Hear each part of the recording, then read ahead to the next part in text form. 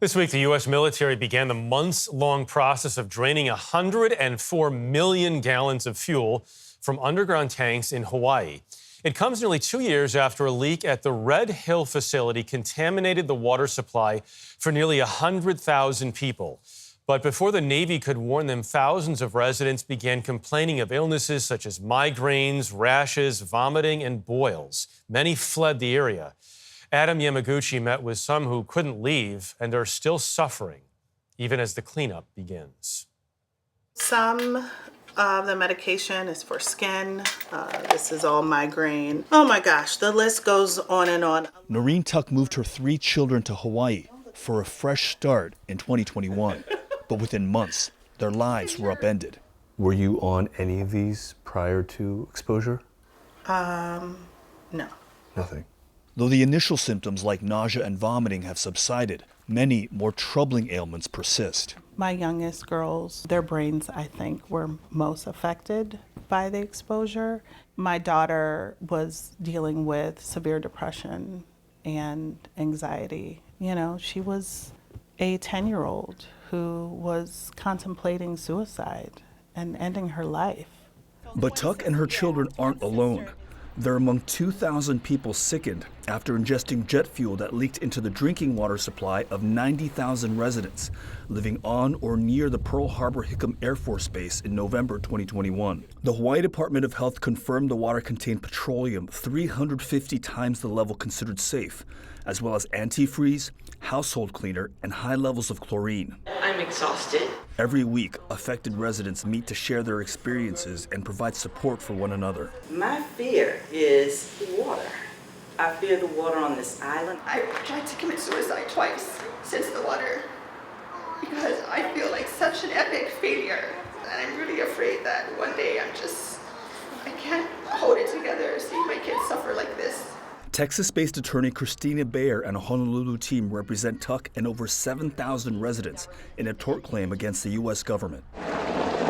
The Navy admitted operator error that led to the leak after it concluded an internal investigation. That they knew. But Bayer claims the U.S. Navy was negligent in its failure to immediately inform residents about the Red Hill leak, exposing more people to more chemicals. She disputes the safety of the water, citing a low but persistent presence of petroleum in the water. But the total hydrocarbons in the water are below limits set by the state and federal regulations. They didn't actually clear your house.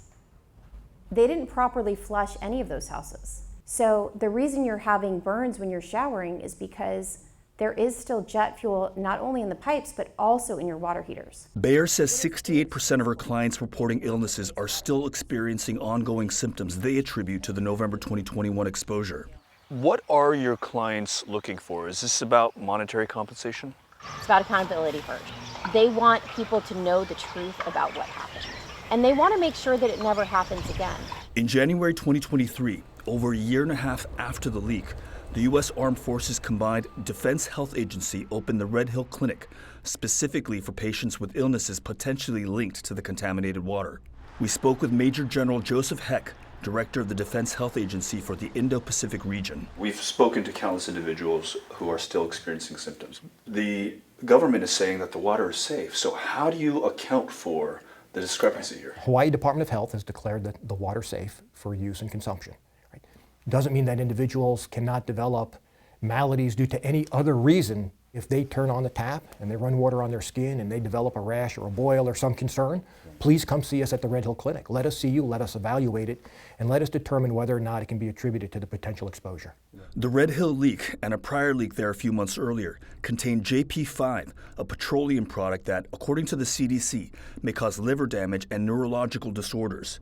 No conclusive studies have linked the jet fuel to cancers. Since opening, the clinic has seen 193 patients.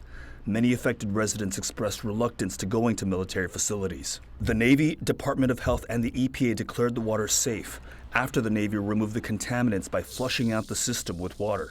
In June, the Hawaii Department of Health issued a statement saying, in part, the Joint Base Pearl Harbor-Hickam water today is safe for all uses. The Navy continues to test the water in the aquifer and in people's homes. Native Hawaiians and groups such as the Oahu Water Protectors and Sierra Club had been raising the alarm over Red Hill since a major leak in 2014 and in May of 2021. Unfortunately, Red Hill is just one in a long, long history of military contamination and degradation of this island. We spoke to Wayne Tanaka, the head of the Sierra Club in Hawaii. We've had instances of radioactive waste being dumped into Pearl Harbor. Pearl Harbor itself is a Superfund site, one of the most polluted places in the United States. We have other places across the islands. The entire island's water table was cracked because of Navy shelling, testing their weapons. From 1953 to 1987, over 900,000 military and civilian residents at Camp Lejeune in North Carolina were exposed to chemical solvents in their water supply. Those toxins have been positively linked to a number of cancers, Parkinson's, miscarriages, and infertility. We had Flint, we had Camp Lejeune, we've had burn pits and Agent Orange. When are we going to stop poisoning our own people? The only way we can enforce change is to actually hold them accountable. And though not all of Baer's clients have reported symptoms, she says the state of Hawaii allows for people to sue on the basis of the fear of future health impacts. I've spent many a nights going down rabbit holes, looking up symptoms, looking up, early signs of cancer in children. And that unknown is what keeps Noreen Tuck and thousands of others on edge. I don't know what the future's going to hold for my children, I want my kids back. I want my kids to be kids. For CBS Saturday Morning, Adam Yamaguchi, Honolulu, Hawaii. Heartbreaking. It's heartbreaking that it happens again and again. You understand why she's scared, not just for herself, but for kids. Those kids.